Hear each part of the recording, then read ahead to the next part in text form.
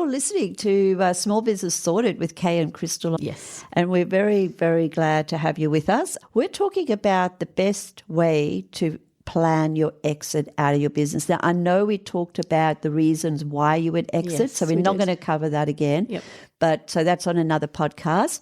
But the best way to plan your exit, and I guess ideally exit planning should really begin, when you start a business, but I know that kind of doesn't happen for a lot of people. But probably exiting, if you're planning to exit your business, you should start looking at least 3 to 5 years before, I think, is probably the best practice. So, and I think, starting now is always a better time than waiting till the perfect time, because I think often we run, as we discussed before, you can run into all sorts of problems and then you have to sell. But if your business isn't ready to sell, you may not, it may be able to go for sale, but not actually, no one wants it.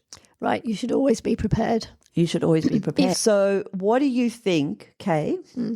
What do you think the number one thing that you got to start? Well, what is our number one, do you think, that where you start to plan your exit out of the business? You need to decide what a successful exit means to you. Yes. Why do you want to leave? Yeah. Yes. When would you like to exit? I think when I think back to some of the businesses that we've owned and when I wanted to exit, we definitely planned. But the other one, it wasn't a plan. It was like a last-minute decision, feeling really burnt out, just wanted out of it.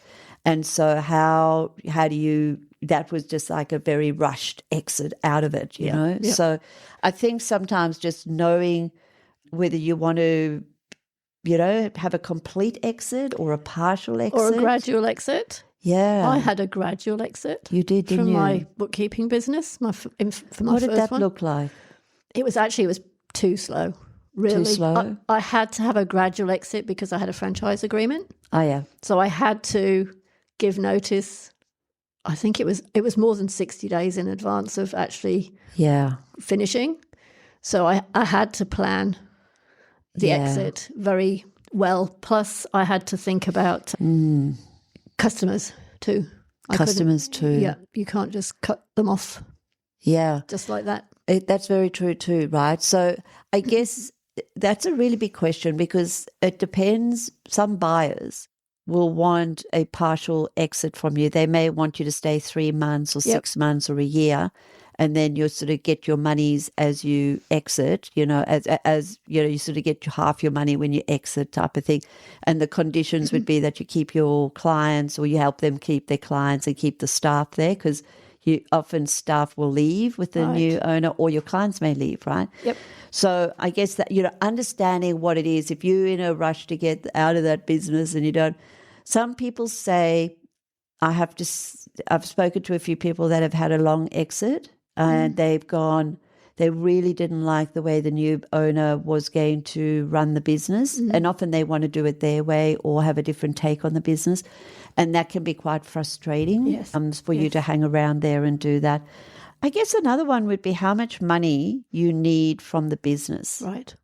Yep. I mean, that's very important.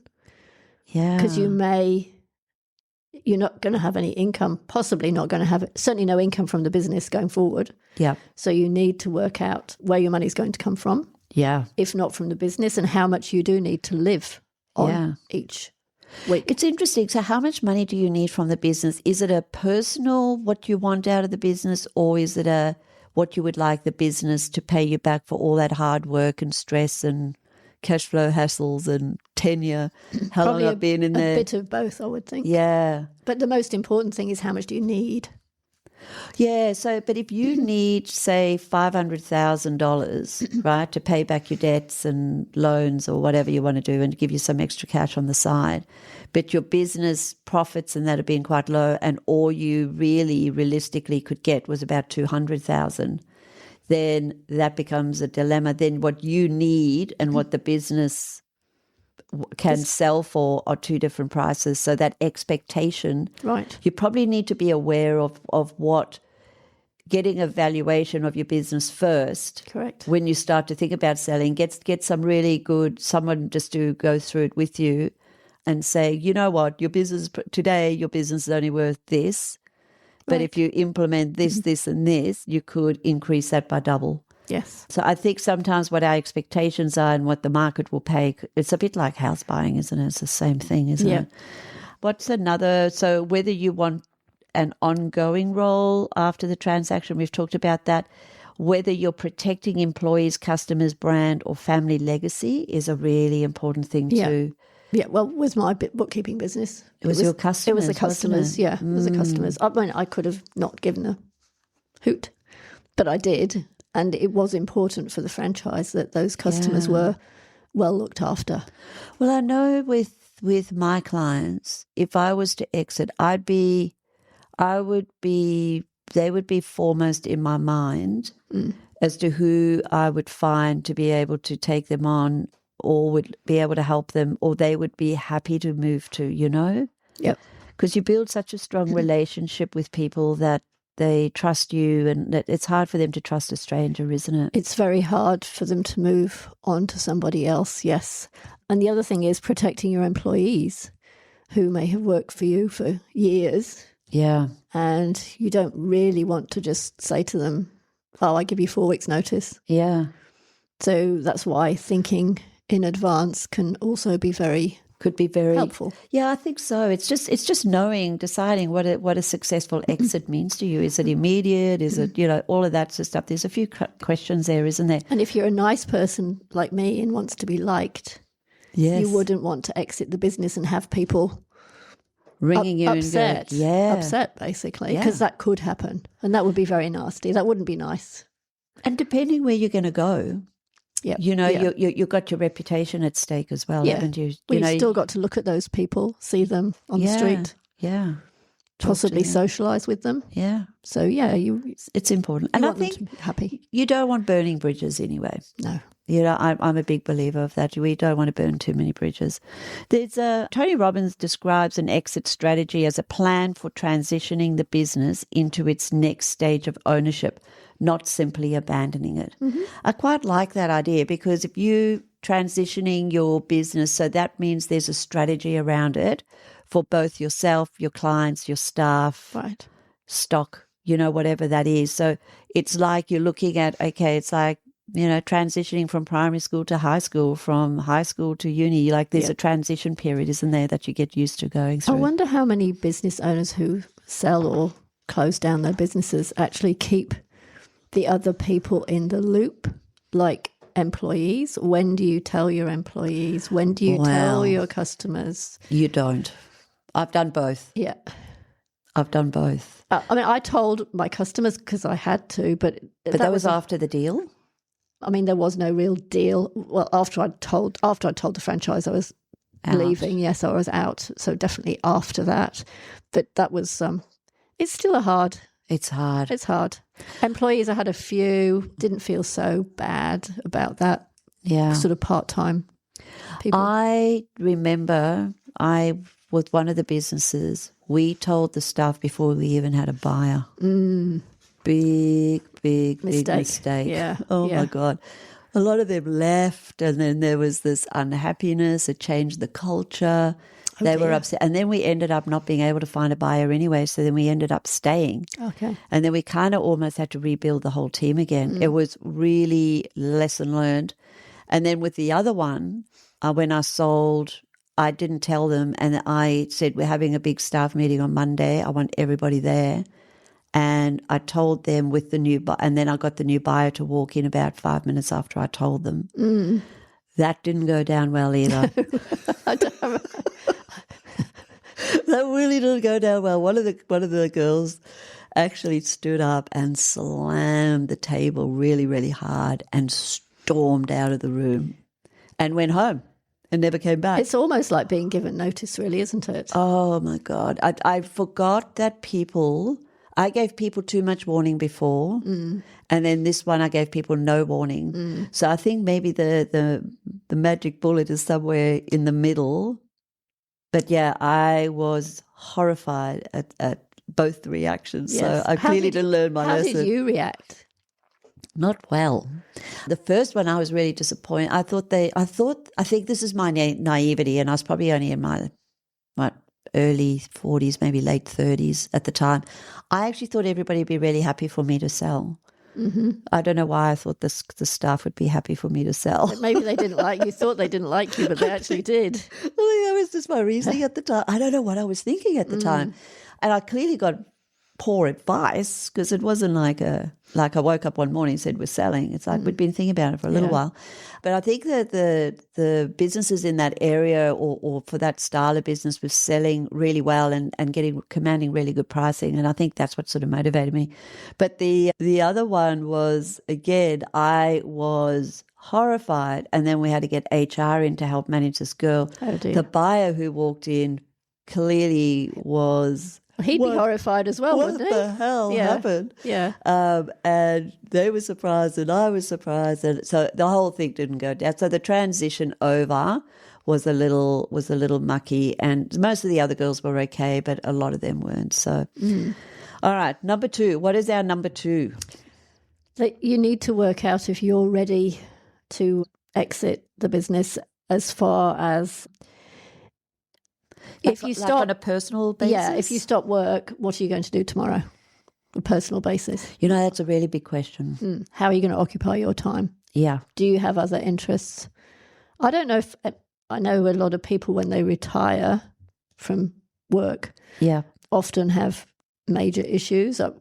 Not that I really know many who have, to be honest. But so I guess it's the same after you exit a business. Yeah, it's the same thing. It's like a death almost, I mean, something you've been concentrating on probably for years. Yeah. Thinking about, worrying about, and suddenly... You have nothing. It's gone and you've got nothing. So do think about that. I remember when we finally did leave that business, I was talking about the first one, Jim didn't have a job to go to. I was then working in corporate.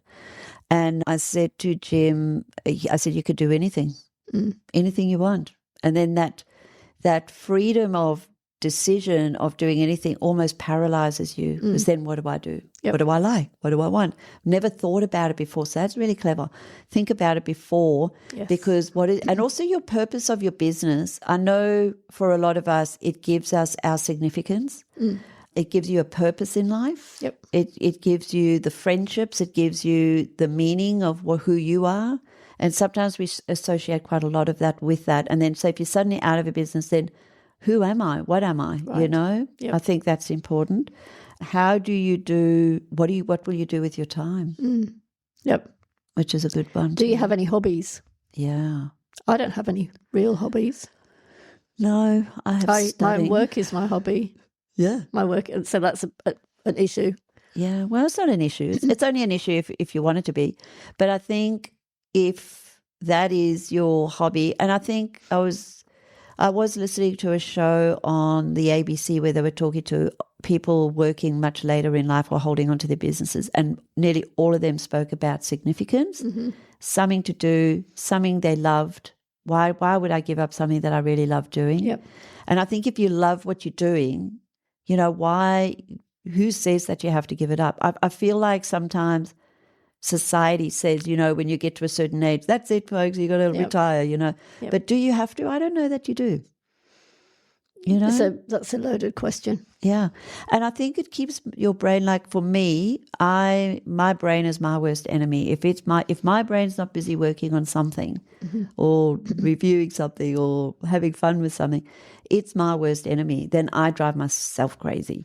And so for me, I can't And other people crazy. It's probably other cats and the dog. Yeah. But it's like, I think it would be, it's something to really, really think. Yeah. Will you miss your team, your customers? Do you miss your the daily challenges, the status, the I'm important, I guess, or it keeps you, not important, but you feel connected with a lot of people.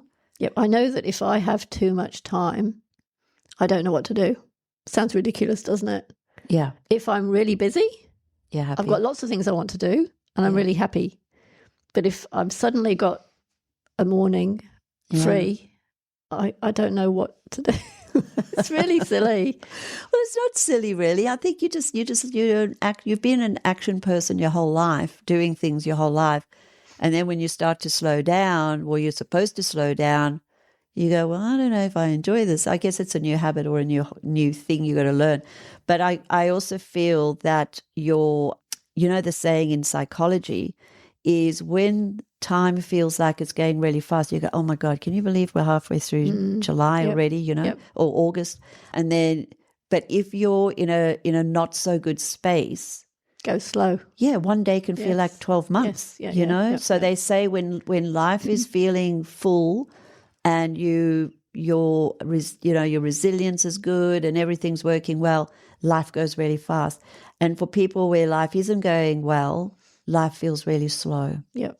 So that's also something to think about. And something you should also think about is you should take time out, though, to just savor the moment. Yes. Even when you're busy. Yeah. Look up, look at the view. Yeah.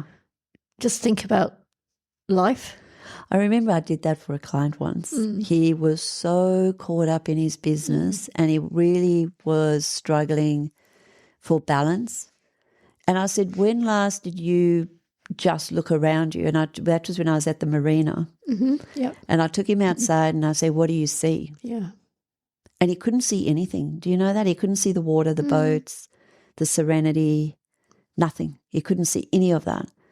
And we stood there for about 15, 20 minutes until he started to see it. And I could actually feel his breathing. And he actually said, I always remember that exercise with you, Crystal. And something you can do when you exit or think about before you exit is there's a lot of clubs that you can join or be members of. For example, I'm the convener for the MX5 car club, so which gives me another interest and something to do. Yeah. So there's lots of that type of thing around. My husband's in a photographic club. Yeah.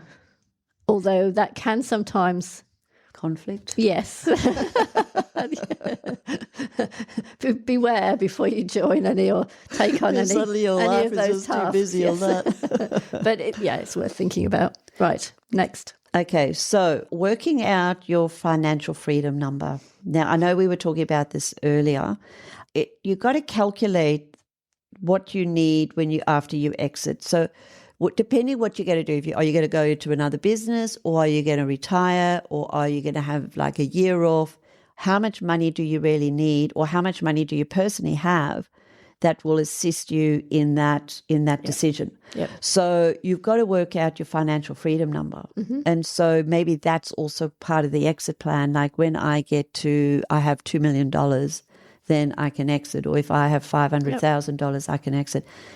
But you need to understand your personal positioning. So whether that's your assets, which is like a house, a car, investments and stuff, how much is in your super, and how much debt do you have as well at that particular time. And obviously the net amount that you need from the sale after the tax and the transition costs is something that you need to consider. So working out what your financial freedom thing is, and then that can help you make a decision whether or not you can afford to sell the business or not. Right. Can I tell a story here? Yes. I remember probably about 10 years ago, we had an offer. We had 2 territories for Hire a Hubby at the time, and I think I had Offershed at the time too.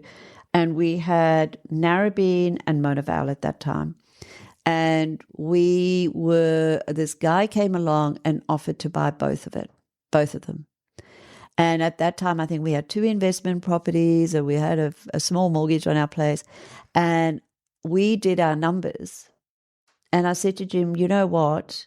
If we got what and it wasn't franchising, you can't get a huge amount of return on your money. You know, like when you sell, you basically can get a little more than what normal franchises are costing. I think this is in the trade sector and maybe the bookkeeping sector. Yeah. I know in the convenience stores you can get more for the goodwill, but in the Hire a Hubby, that you can't sell them for that much more than what you buy. You can buy a new one. Exactly right. Yeah. So it's really weird. That's always stunned me that a little bit. Yeah. However, this guy came up, so he offered us this amount. It wasn't huge. It wasn't like you could retire on it. And I said to Jim, we can't afford not to have the business. We can't afford those investment properties and pay our mortgages without the business. I said, it's giving us more return. We may get this little bit, but it's only going to buy us a year. Yep. And I said, so what's the point of that? Yep. So that actually made us get very real about what our personal position was. So it was an interesting exercise. Yeah. And when there's two of you, yeah, it's even more important. It's even more important. And especially if there's two of you in the business, if you've got a wife and the partner in there or two partners, it affects you very badly. So, and I think don't confuse the sale price with the amount you will personally receive. Because I think that's a really big one. Sometimes people say, I need, $500,000, pay off all my debts and everything, but the business is only worth $200,000.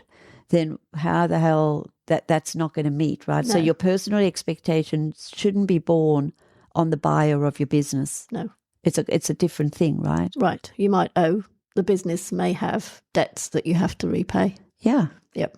And then all your personal, you haven't saved any money for yourself. And so you may not have enough for yourself either, So, but is that the problem of the business? No.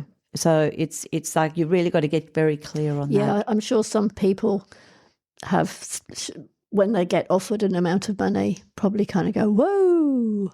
Yeah. But without thinking too much about it. Yeah. I'm sure there's people out there who do that. Yeah. But you really should step back. Or you hate your business that much. You don't really, if you get whatever price you get, you go, thank God I'm just out of here. Sometimes you can hate your business that much that you just can't wait to get the hell out of there. It also depends what you are going to do afterwards. Yeah. You may decide, you may go and get a job in the corporate world. Yeah. So then you will have ongoing income. Yeah. You may decide to work for someone else in their business. The other thing is what's interesting is that you may just not even want to bother to sell. Sometimes it's all too late and too hard and you just close your business down, right? Yep. That happens. Yeah. I think that happens more than we realize. I was talking about the girl who used to look after our dogs. Yeah, cats, that's right. Not dogs. Yeah, cats. We were talking about dogs. You're not a dog person. Well, you were talking about the dog show this weekend. Anyway, that's why I've got dogs on on the brain. But she just closed her business down. Yeah, she didn't try and transfer it, sell it, do anything. Just closed it. Yeah, interesting. It would have been a great little business, I would imagine, but she just didn't even want to go there. Sometimes the industry may change as well, and your business is no longer relevant. Like I think a lot of businesses during COVID just really struggled and then really struggled to reopen because there was no more clients. You had to really start again. So sometimes, the environment can make you sort of have to walk away from your business, like you can't sell it. I don't know why I'm thinking about this, but the road that's closed in the Blue Mountains. Oh, yeah. Past the where big they're pass rebuilding. There. Yeah. And all the businesses around there. That tragic. It's awful. I believe the government or the New South Wales government are considering giving them some It'll be a poor amount considering it's affected their livelihood forever. But how dreadful. Yeah. You couldn't even predict that. No. And to be honest, they won't. Yeah. So for the listeners, what they've done is there was a bit of a landslide or there was some sort of technical thing that made this particular bridge area, a little unstable. Right. And so they closed one part of the road, then they realized it was a much bigger problem. And what they did was people thought, I'll just be closed for 2 weeks or something. And then the government, they came back and said, no, it's going to be closed for 12 months. Right. It's going to open next year, I think now. Yeah, so it'll be more than 12 months. Yep. So all those people going to school, going to work, all have to go via Lithgow and all this sort of stuff. It just was such a busy road, even for trucks and everything. Anyway, but you're right. Yep. That you can't plan that, right? No, it's the same as in the city, Sydney, when they did the trams. Yes, all those cafes, everything along that way. Right. Yeah, you're right. You can't. Sometimes you can't plan these things. Maybe right? thinking about. You can't think about that in advance. The only way you can think about that sort of thing in advance is making sure you've got a buffer. Yeah, a buffer. True. So working out your financial freedom number, that's what we've talked about. Obtain an independent business valuation. Mm-hmm. Now, we did touch on that, didn't we? So if you can get a business broker, and look, there's some good ones out there and there are some not so good ones out there, so do shop around. But if you could get someone to evaluate and see how sustainable your profit and cash flow is, You may think it's great, but to an outsider it may not look great. Or you may think it's poor, but an outsider might think this is brilliant, you know. Yep. How much your assets, your liabilities, your working capital requirements are in that business. What other ones, Kay? I wasn't following the... Okay, so business risks, and the dependence on the owner. So often businesses' sale price is very dependent on how dependent the owner is, the business is on the owner. Yeah. And also, I think this actually comes later, but it's coming to my mind now, is if the business is only dependent on one or two big customers, yes, that can be a problem. In other words, someone from the outside will look at that, whereas you might not, and say, whoa, if this customer leaves and goes somewhere else, what do we do? How is the business going to keep going? Yeah. And I think that is, you know, and what are your business risks? You know, like at the moment, I would say bookkeepers are at a very high risk with AI to a point. Yes. You know, there's a lot of accountants. Yep. There's a lot of, like if you're in that industry, even medical to a point, there's a lot of industries that are currently at the moment, the risks are a lot higher. Also just depending, like if you have like the environment, the economic environment live in, they do like furniture and retail in these sort of downturns, they always at a much higher risk of less, you know, income coming in through the door than say a trade business with good contacts and lots of work in the pipeline. I think that evaluation will pick up on that. And it might be quite interesting just to know for yourself. Sometimes we're so close to our business, we don't realize just how dependent our business is or how big a risk our business is. Yep. Like we're just so used to it, we don't think about it. I don't know how business brokers work if you just wanted a valuation. Yeah, I don't know either. Without sort of I think they do it. It's a bit like a real sell. estate coming around to your house and giving you a valuation, surely? Yeah, I think guess so. Yeah. Because that would be interesting. Yeah. Just to finish that, the business evaluation will also look at your future growth opportunities. Okay. So if you're, just say there's an opportunity to get into another, or you're just starting to say get into aged care, and they go, well, actually you could grow this a lot. That the people often will buy opportunity as well. That's true.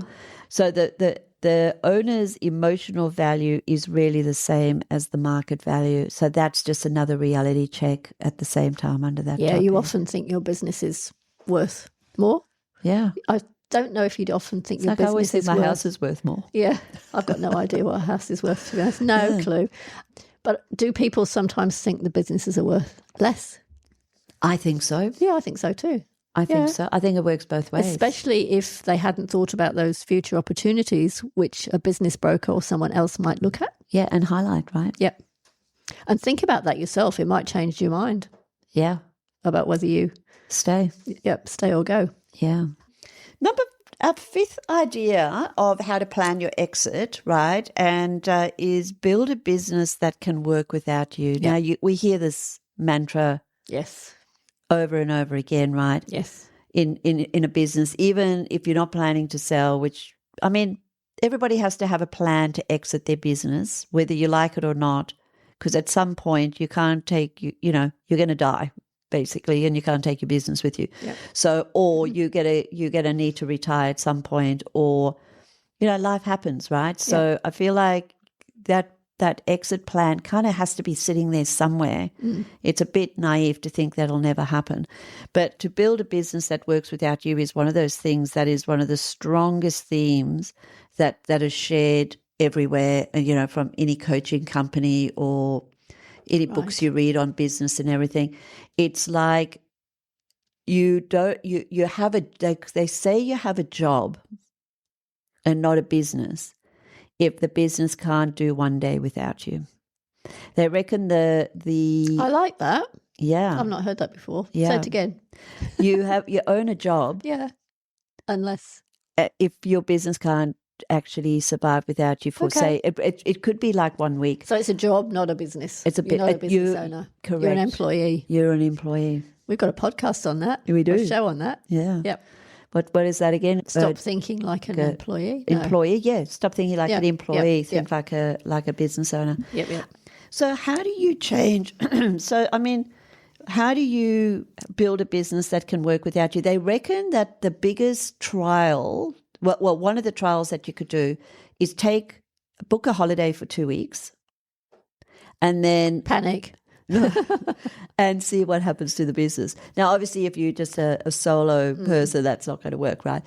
But if you've got employees in your business or you've got contractors that come in, you try to do that for 2 weeks. And if your business survives and makes a profit and can run on its systems, then you've got a business, right? But if you leave and the business falls over, you come back to a huge chaos, then maybe your business is very dependent on you, and then that makes your business worth less. Yeah, but I think maybe you should work on these things before. So how do we do that? Well, I'm going to go to the third one first. Document procedures and decision-making authority. So write the procedures down and who can approve or do what. Yeah. Because delegate, basically. Delegate as well. Yeah, and delegate. But that's if you've got staff, you're having the right staff is probably part of that. But having a system and a process, if you think about McDonald's, they have teenagers who can barely get out of bed and clean up their room. In fact, probably very few of them would clean up their rooms, right?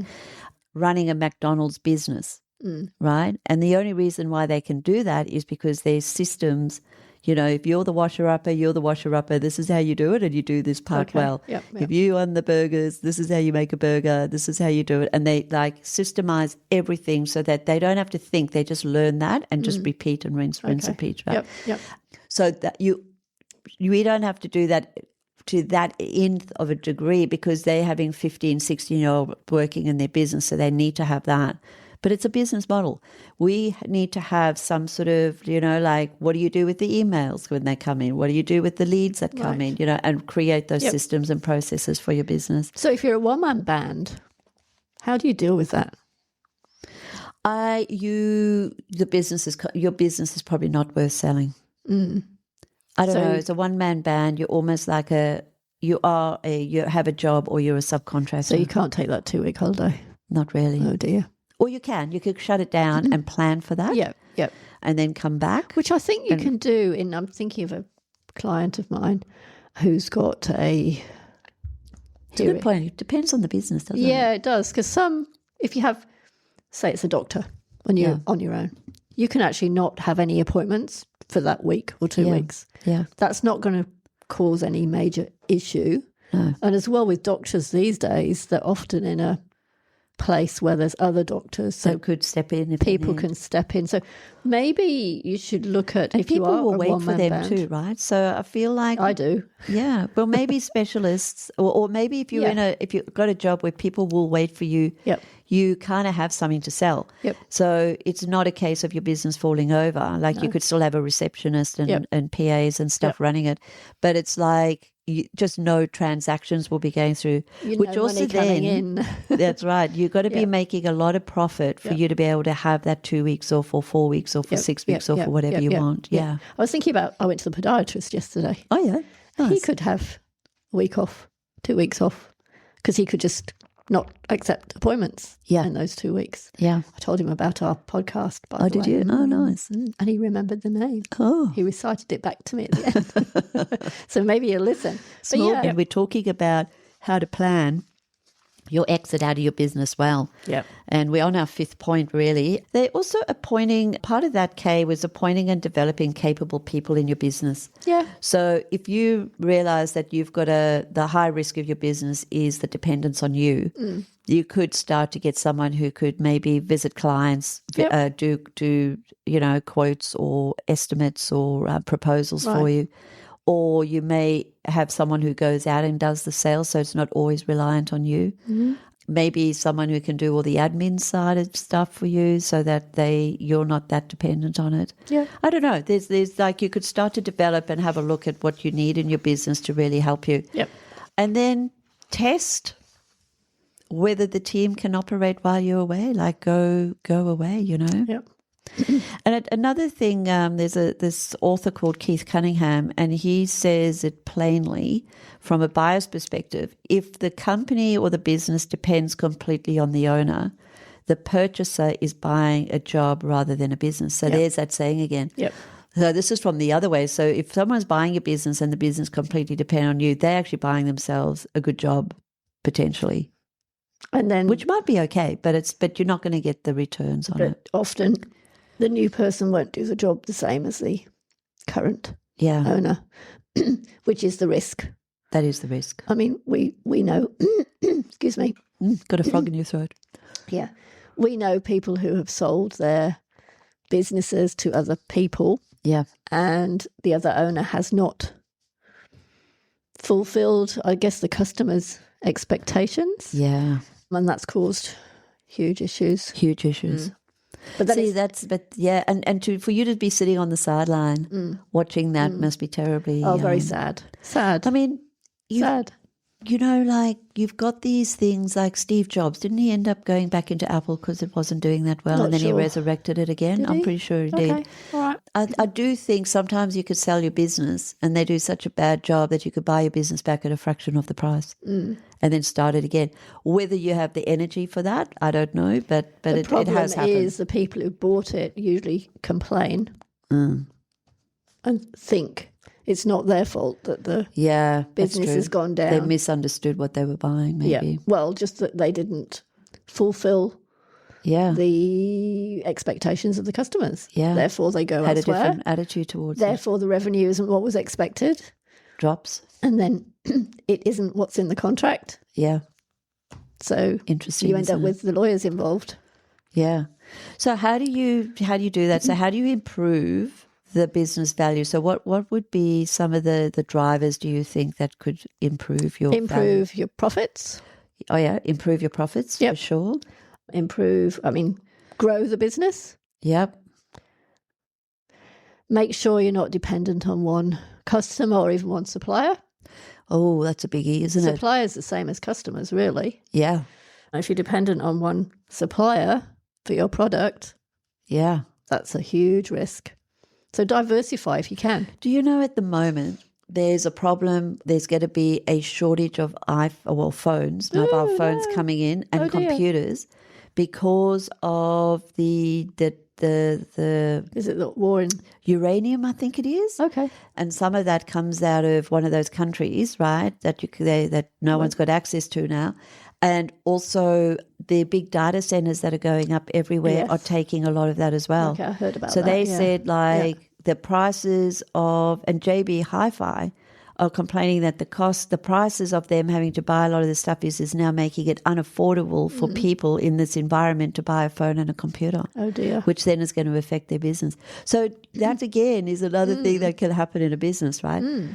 So business, that dependent on one. Never have a business that's dependent on one customer or one supplier ever. Like I've that's said a before, big no. I've seen a few bookkeepers who've had one big client, Yeah, and then right. something's happened to their business, and then they suddenly, one day you think everything's great, and the next day half your revenue's gone. Yeah, must be a shock, So isn't it? diversify if you can. Yeah, it's a Customers as well, That's 101. and employees too. Yes. If you're reliant on one or two employees, Yeah. That's a huge and risk one to of them the gets business. sick, and I'm sure that happens lots. Yeah, well, that's why we put another admin on. We were over reliant on one. Yep. And if she said, I'm going away for 2 weeks, we go, what's going to happen to the business? And then we thought, we better put someone else on. But also, I don't like that over reliance on one person. It's very, very. Well, you never know what's going to happen in their lives either. No, exactly. Life happens, right? Yeah, it does. And also, it puts a lot of stress and pressure on them sometimes too, right? As well. And something that you should work on is getting recurring revenue if you can. Or predictable. And predictable revenue, same thing. Yeah. You know you've got a good business when your revenue is predictable. Yeah. Well, you know you've got a steady business when you know you've got something right when your revenue is hopefully it's an amount that you like. I think it depends what type of business you are as to whether you can have predictable revenue or recurring revenue. I think any business to get to that, that's the ultimate goal for every business. A goal, but what do you think about trades businesses though? I think some of them get reliable, steady things, yeah, for sure. Well, no, bookkeeping, once you've got a contract. Yeah, you've got it for the a contract. while. Yeah. I think it's the only way you can run a stable business is to have that steady income coming in. I guess trades could have retainers, fees for strata, maybe. I'm thinking of predictable recurring revenue for trades businesses. Well, if you have, say, a client that has like a Strider or a real estate or even like a kitchen company, and you're a trade, you will have regular income coming in because they use you as their preferred supplier. Okay. Yeah. So if you build really good referring partnerships with people, that's what helps you to get a recurring income in, right? Okay. Whereas if you're just entirely reliant on Google Leads week to week and you only don't have repeat customers is a reliable income. Yeah. So if you have somebody that you're relying on Google Leads to give you that can be a reliable income. If you know you need 10,000 leads and you convert 5,000 and that's predictable, until it's not, I guess. Yep. But that's a reliable income too, I guess. So let's talk about customer satisfaction. Whoa. That's important. So I think that's the most That's definitely important. one of the 8 drivers of business value. Yes. Customer satisfaction, very important. I do think it's a bit underrated. Absolutely, yes. I think in Australia it is. Yep. Underrated by the business owners, I think. They don't realise how important it is until it's too late. Or they get too busy and that becomes a second. Yeah. They should just be happy that I could turn up, you know? Yeah. I do think customer service, it's so important. Like we've banged on about this many times, haven't we, Kate? Yep. But it's like if a customer is wowed and so happy with your service and your customer and your staff give really good service, and every point that they touch from the time they call you or send you an email in or a lead to the time that after they finish paying you the money, if your customer service is consistent all the way through, they will remember you. Yep. Talking about Hire a Hubby, I even got an email or a message saying your invoice has been sent to you, which was actually very good. Yeah. I bet not many people do that. No.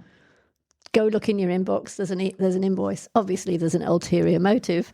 Can we have our money now, please? There's nothing wrong with that. We've done a service. But it was good. Money? It was like, because often emails go missing, don't they? Yeah. They get lost. Or it could end up in spam, depending on the system that they're using as well. So that impressed me. Yeah, well done. Yeah, and I think that it's like that's such a small thing, but it's customer service, isn't it? Yeah, it's all part of customer service. Yeah. A differentiated market position, that's a great one to improve your business value, I guess. Yeah. Yeah. How are you different? I'm a big believer of that, having 3 pillars of income coming in, so say if you are like a bookkeeper, if you get all trade income coming in, and then you can get, I guess, like a services income coming in, or you can have clubs, right? Yep. If clubs go down, you still got 2 other incomes coming in. Yep. If trades go down or the environment changes for trades and suddenly they don't need a bookkeeper. So I feel like every business needs that differentiation of clients. And I'm also thinking about how do you differentiate your business to other businesses in the same industry was what I was. That's a whole how other I was interpreting. Oh, okay. I don't know how it should be interpreted, but that's how I was interpreting it. So, how is your business different to the other business of similar? Why are you different? Yeah, why are you different? It's like why buy an Apple phone rather than a Samsung? Yeah. I thought you were going to say, why buy apples from Woolies instead of Coles? Well, we can go down that route. I'm a Woolies girl. Yeah, me too. I used to be Coles, but then I found their fruit and veggies were actually not that good. But there you go. That's a differentiation.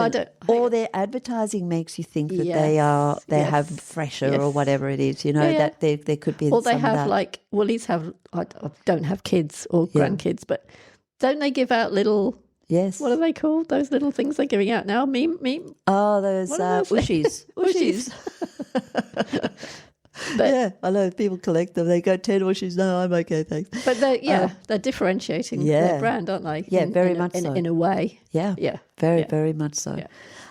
Another one would be the having a sustainable and a positive cash flow. Absolutely. Yeah. Like you need to have that for your own business, whether you're wanting to sell or not. You've got to have sustainable and good cash flow. Look, we've got podcasts on cash flow. We won't go into it, but really everybody knows when their cash flow is poor. So you probably know, those of you out there, you know what I'm talking about with cash flow. There's pretty much no money in the bank, but you've got bills to pay. But all these drivers can make your business more profitable today as well as more attractive to a future buyer by just looking after all of those things. So I think it's really important. That might be a takeout for today. Yeah. Mm-hmm. Yeah, nice.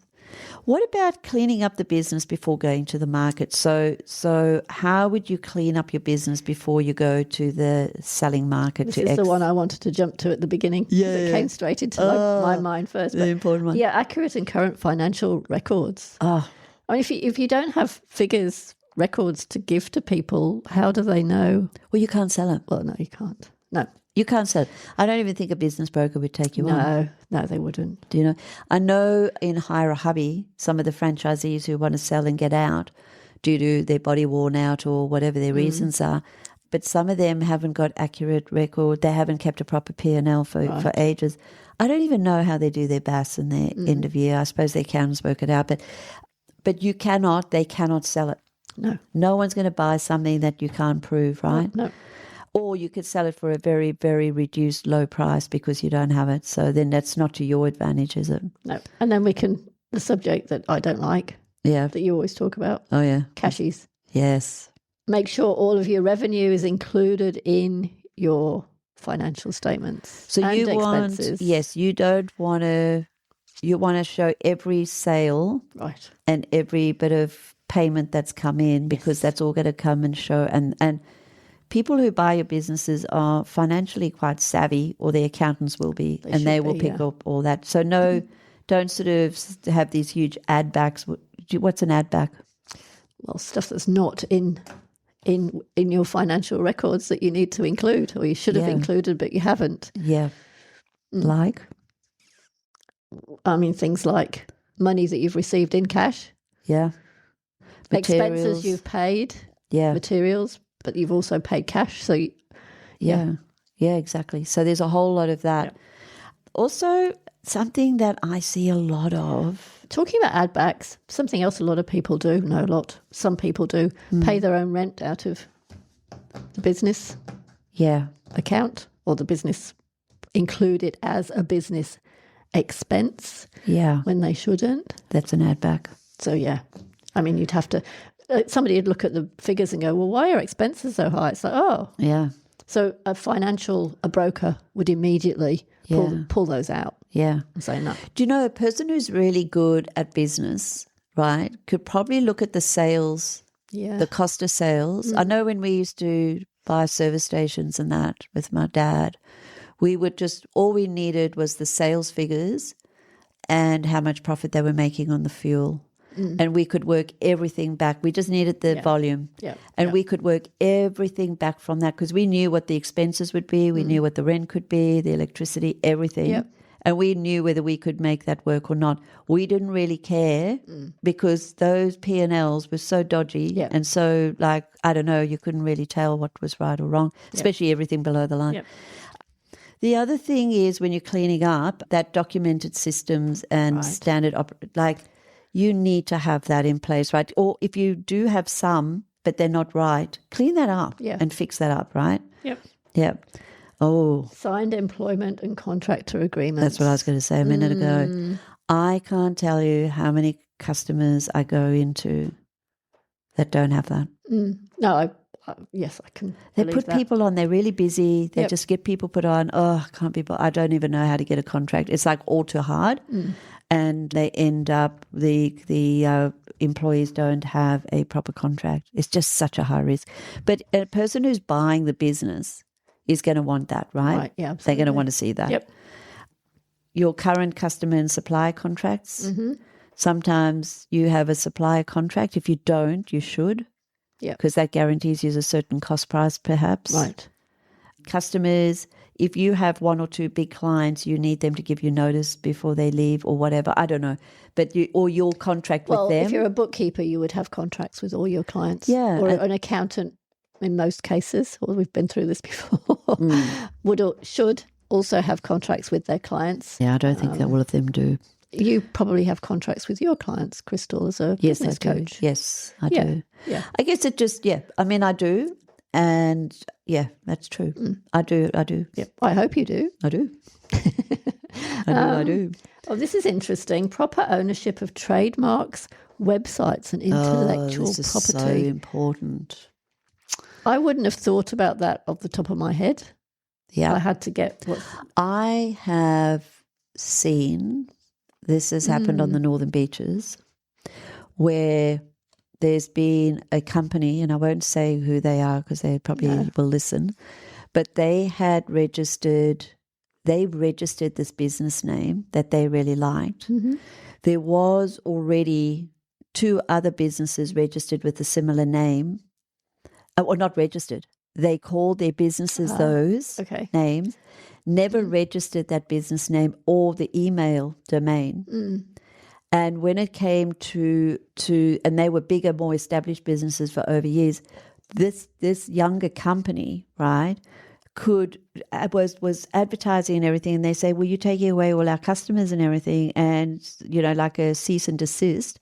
But it ended up being that they owned the name and the original company never did, and they never even trademarked it. Yep. So that can happen to businesses very, very easily if you don't sort that out. I think it's something a lot of people don't think about and don't think about soon enough. Yeah. And I probably wouldn't have if I didn't have you as my business coach. Yeah. Telling me that that's one of the first just things. Register that first damn things you name need to do. Yeah. And then try and get the domain name at the same time, because there's nothing worse than if you've registered a name and then you can't get the domain name, and then your domain name is like the initials or something. Yeah. And then people today just are so busy and almost lazy now that they'll just Google your name or how but then if your email domain's completely different to your name, it doesn't make sense, or your name's completely different to people aren't going to find you, or it's just going to look a bit dodgy, I think. Yeah, possibly. I don't know. Yep. Yeah, possibly. If there's any tax or legal or compliance or workplace issues, yes, you need to get that sorted out. Yes. If you have people on workers' comp before you sell, you'll have to wait till they come back. Yes. If you have tax debts, or you've got what do they call the tax department when they ask you to cease, or you've got a NPA or something like that, or where you've got to pay now or consequences will follow. All right. Or any unresolved legal HR issues as well. You need to have that sorted out. Or if any of the directors have issues. Yeah. And I remember when I was working in the corporate world, we used to look at the records to see if the directors had any claims or lawsuits against them. Yeah. We used to use Dun & Bradstreet, I think it was, to actually look them up if there were any issues. Yeah. We actually paid them a subscription so we could see. I think it's important, and no one wants to buy something and then have a major surprise or a major legal issue on their doorstep, No. I think that needs to be disclosed. Yep. Any unnecessary personal expenses from the accounts need to be removed. Yep. Like rent. I talked about before. Your drawings. Anything. Yeah. Fitness. Yeah. Club. Subscriptions. Lots of subscriptions that people pay. I must have, as a bookkeeper, sometimes you have to, turn a blind eye. Shouldn't say that, should I? Well, you've got to let people do what they want to do, but sometimes it's just too much. People will argue. Yeah. There's some interesting things. Uber Eats doesn't count. Uber Eats. That's huge now, isn't it? But yes, so but this is business 101 again too. Don't take your personal expenses out of the business. No. Live on what you take out of the business as a wage. Yeah. If you need more money, look at how you can increase your profits in your business so then you could take more money. But don't go raid the business, or don't make your business pay for all of that, because someone who wants to buy it wants to see a clean set of accounts and a good profit. Yep. So you want to be able to show that, right? Yep. So as a buyer, you have, you got to do your due diligence. Due diligence. Yeah, say that 2 times, right? Yeah, blah, blah. But they will uncover any of those weaknesses in the business. They certainly will. They will highlight it. They will. And it's better to identify and address them before the negotiations begin. Mm-hmm. Don't you reckon? Absolutely. Because I've had it with one of my clients who was selling. There were constant questions coming up as well. Whereas if we'd answered the questions in advance, we wouldn't have. No. It's just easier. Yeah. To provide the information rather than have people ask the questions and then have to go look for it. We've sold a few businesses and then they go, what's this? What's that? What's this? What's that? And our books were fairly clean. And I was just going, Jesus. I was saying, like, this is what it is. Like, what are your accountants trying to do? Find something to reduce the price. This is what it is. This is real. I'm not trying to hide anything here. But anyway, it's just what people will try and find because they're so nervous that I guess they don't know what's going through the books, right? Yep. All right. Risks. Right. Buyers will be concerned if one customer generates too much of the revenue, which is what we've already discussed. Yes, so knowing what your major risks are in your business, buyers will be concerned. So you need to be able to reduce those major risks. So what would one be? Like you're like having one big customer or has like 80% of the revenue. Big problem, right? Yep. One employee controls the critical relationships or knowledge. Big problem. That's terrible, yes. I mean, that's a big problem just for you, let alone having to sell it. Yep. Sales rely entirely on the owner.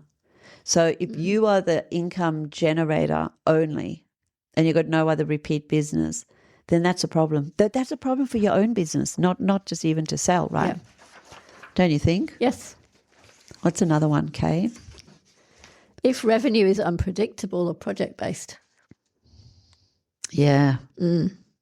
Look, they will see that if it's going up and down like a shark tooth, right? They will definitely see that.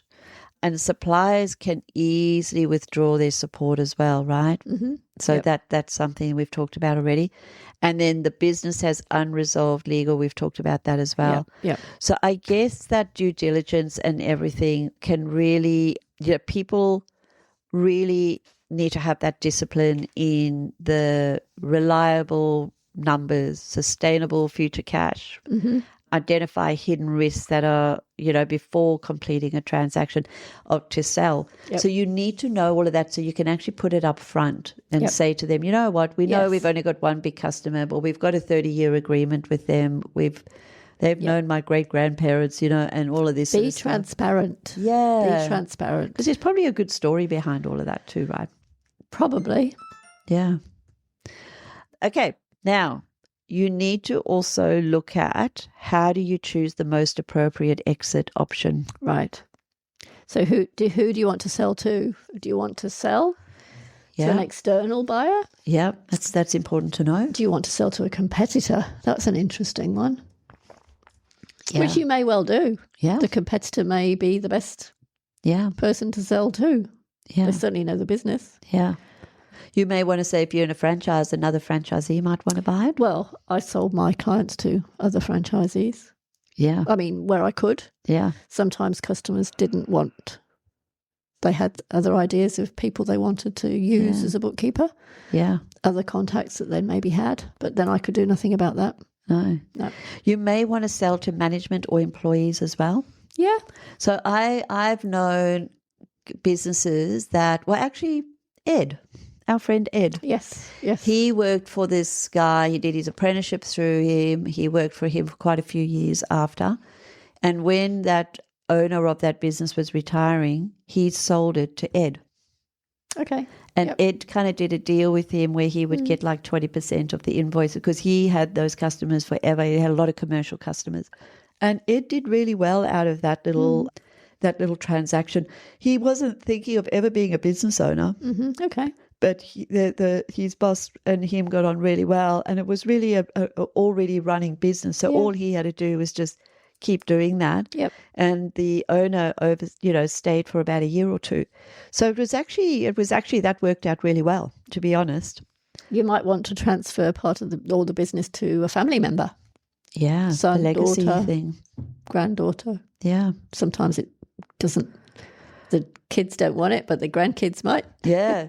And I think sometimes you may have a family member that's been working in the business with you forever, and they kind of it's almost like an expected thing that you pass it down. But sometimes it may not. You may go to your outside of your family and just say, you know what, guys, I've got this business to sell. It's a problem when none of the family want it. I think for those sort of people, especially if they started it and it's been in the Could be a problem if two family members want it. Well, then maybe there's a partnership there, right? Possibly. But then also selling part of the business is another option, and remaining involved. So you could sell half your business or 60% of your business, or you might sell 40% of your business. How do you do that? How do you do that? Well, you work out a price. So you would have to work out what sort of price it is. And then they either, like lawyers and that, do those, where they buy in like as a partner. Accountants and lawyers and those sort of firms do partnerships. So then they have a set amount, and then you have to bring in X amount of revenue. Yep. But then I think you could sell part of your business to somebody who you would really like or trust, but it would maybe be an employee or a family member or something like that, or an outsider. I've known people to do that for outsiders as well. You could merge with another business. Yep. That would probably could be a really likely well. option. Yeah. Yeah. So I was thinking, like, if you've got like a naturopathic like business, it would make sense that you could merge with another allied business, or you merge with another naturopathic and make it bigger, or if you were a supplier of doors and there was another person doing doors down the road, if suddenly you're a bigger company with more cash coming through. You could appoint a manager and retain the ownership. Yep. So you just have someone run it. I'm sure a lot of people do that. Yep. And then also closing the business and selling the assets is your final, which we've talked about. Yeah. Where you're lucky to sell the assets, but at any sort of price. But that could be something you do. So, but often the best option will depend on your financial needs, and also, your desired involvement and the type of legacy you want to leave. Yep. So it's really going to be like you really have to put a little bit of thought into that right at the beginning, don't you? Yeah, for that to absolutely, work. yes. Before even thinking about selling. Now the last one is interesting, which I wrote down. Building the right advisory team to help you with that. Yep. Where would you start with that, do you think? Possibly a business coach. Yeah. I may go to my accountant, to be honest. Yep. I don't think immediately I wouldn't think business coach. No. Sorry. There are exit planning coaches nowadays. Okay. And there are, I guess, business brokers out there that would know people like that, but they're very few and far between. Let's just say. Yeah. But your accountant would probably definitely be one of and maybe your accountant would know those people. The first port of call, I guess. Yeah. Would be possibly your accountant. And hopefully you're not going right at the end where you in desperate need to sell. Do this earlier. Yep. A lawyer, potentially? Potentially. I wouldn't think of going to a lawyer straight away, but no, you wouldn't, would you? No, I'd want to work out what I wanted to do first before going to the lawyer. They could help you with your sale contract. Yeah, they can help you with the sale, and once you've got certain things worked out. Maybe negotiations and that. But I wouldn't go to them to get advice on how to sell. No. Financial advisors can offer a little bit, but I wouldn't know. Maybe you've got financial advisors that are actually quite good at business broking. Be interesting to find out, wouldn't it? Yeah. Because I don't think of financial advisors being in this area. Yeah. I do think about business brokers. Yeah. Well, they are helping people get loans, so they would understand, the return, how much a business has to have from a profit-wise to return. They could probably, like an accountant, they could probably give you some really good advice. Yeah. Obviously, a business broker or a business valuer is your number one. I would also say the mergers and acquisitions advisor, that's really popular in the US. It is starting to get quite popular in Australia. There are a lot of companies that do this. And that could be an option for you too, And there are people that will help broker. There are things like if you had a Shopify e-commerce store, I know Shopify used to have an e-commerce platform or at the back of that where people who wanted to sell Shopify businesses could actually go to the market and people who wanted to buy an e-commerce would. So because it's really, you sort of like, that's your speciality. It's like a bit like retail shops. If you like a cafe owner and you want to buy something, you would find a broker or somebody that just specializes in that. So there's different brokers or different sort of groups that specialize in different things. And I think it would be important to find that. Yep, true. As well. And I think you need to just understand as a last thing, as a for tax, you just need to understand, and I know it's changing now, so I don't really know what it all means right now, but the capital gains tax, there is, there's concessions, there's also superannuation obligations you've got to think about, employee entitlements, contracts, and restraint of trade clauses if you're in a if you're in a franchise agreement as well. Absolutely. So you do have to think about all of that as well.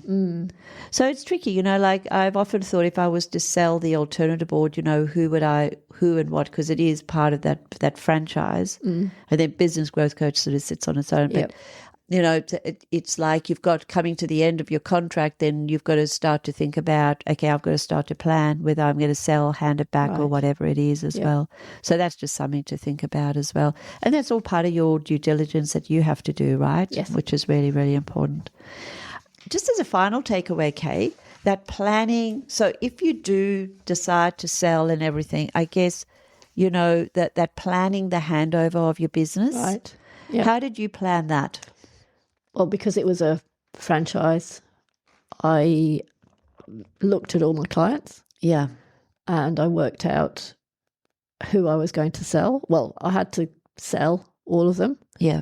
I had to contact all of the clients and say, I recommend you transfer to this franchisee or this franchisee or this franchisee. I didn't sell them all to one franchisee. Yeah. I had to talk to the franchisees beforehand to say, do you want to take on some of my clients?